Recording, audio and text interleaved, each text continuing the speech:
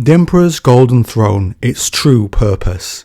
In this video, discover its possible Xenos origins on Terra, what the Emperor uses it for, and stay to the end to hear how it's the key to the Imperium surviving. It started when a main module of the throne was found by the Emperor. It was from the Dark Age of technology. But it's not all Dark Age tech. Within the construction of the throne, it's interconnected through a cat's cradle of wires and side bridges and conductors. None of it looked like Imperial technology, not in the slightest. It was a melange, a tech maelstrom of 1,000 different styles and machine schemata. We know details about one particular part, the seat itself, the prime interface, to tolerate the imposition of an occupant of mortal dimensions and physical limitations. And within the throne pyramid, the deeper one delves, the more inscriptions one finds. Some are of unknown provenance, some are beyond our ability to parse. The throne itself, the physical object that forms the core of the entire machine, is certainly not a thing made by humans. It's not the first time the Emperor has taken Xenos tech. He makes ingenious use of these strange treasures he has found in the course of his long life, repurposing and reverse engineering them. He did the same with the vast and baffling xeno-archaeological monument known as the Webway. So that counts for Eldari tech in the device. He did use some Necron tech as well. It was a giant metaphysical cage they had built to imprison Magnus the Red, crafted to the Emperor's own designs, but few believed they would ever have the occasion to use it. It was a reserve. Could he have used the Necron's substance Noctilith to dampen his son's psychopowers? Perhaps, and we can gain further insight into the Golden Throne's true purpose from the Dark Glass, a Dark Age prototype for the throne. It could also open a hole into the Webway, a doorway. It's in a station that sits over the Catalyst Rift, a warp rift. A white scar uses it to open a portal for Terra. We get an idea what this weaker version of the throne can do whilst the white scar uses it. The throne room around him disappeared. He saw lights, pinpoints of intensity, amid a rolling mass of soul fire, and saw that there were worlds, millions of them, flung across the immensity of creation. He saw glittering paths between those worlds, some massive and filled with brilliance, others faint smears that meandered into nothingness.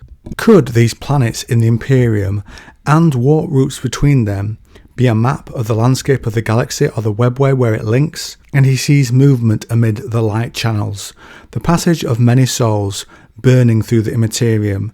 He saw great armies marching. They were all heading in the same way, towards the greatest point of light, set in the far galactic west, where all the glittering conduits met. The Astronomicon, I assume.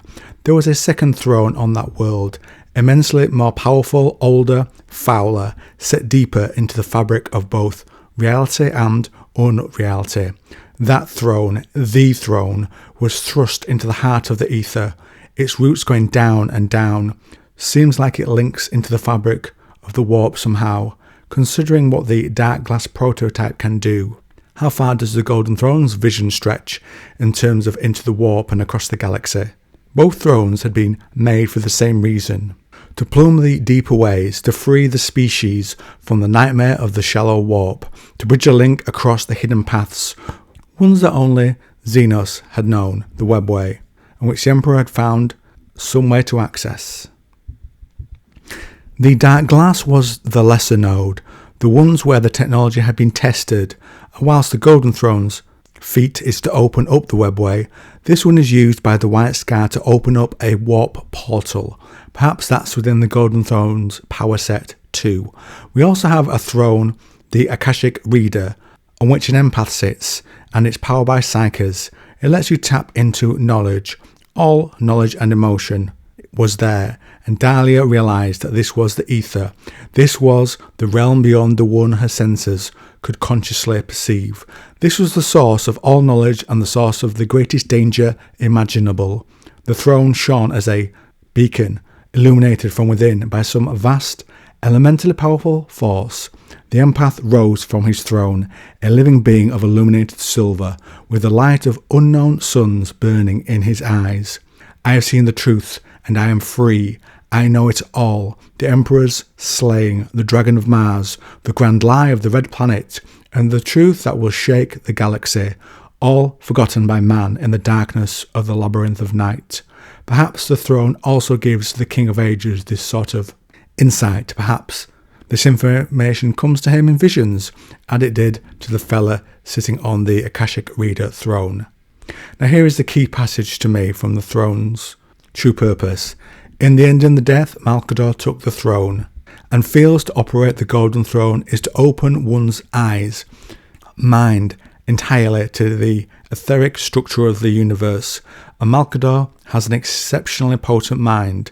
The regent's only task is to regulate the dangerously hypertensive webway, but in enhancing the sigilite's ability to do that, the throne would also grant him a unique perspective, mindsight, foresight, farsight, and all other aspects of Psychana would be amplified, providing a metaphysical insight that Vulcan imagines borders on godhood.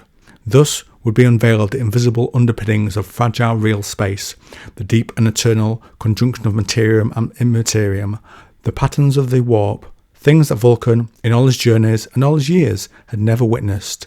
Let's look at that paragraph for the answer.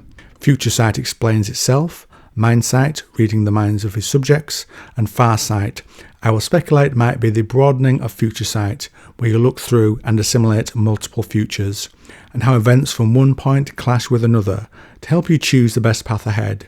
Reading minds can determine how we might need to motivate one's followers, so that would help the Emperor when he was alive.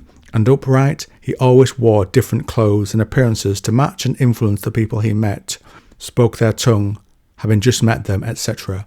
I think he applies that same approach, providing the people that follow him with what they need, giving them the right push to do his work. So the throne might make you like a god, let you see the layout and the multiple meanings of the warp.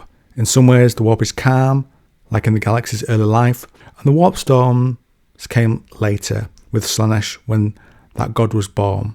The warp confusingly holds all these meanings within its depths at the same time, but it's all part of the same landscape, and we get that it might let you see the underpinnings, the throne that is, between the materium and the immaterium, solid reality and the warp.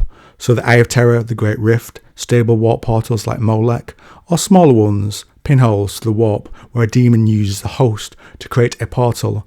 Maybe the Emperor can see all that, and it ties to the planets and the universe of the materium, monitoring all that for danger and chaos incursion.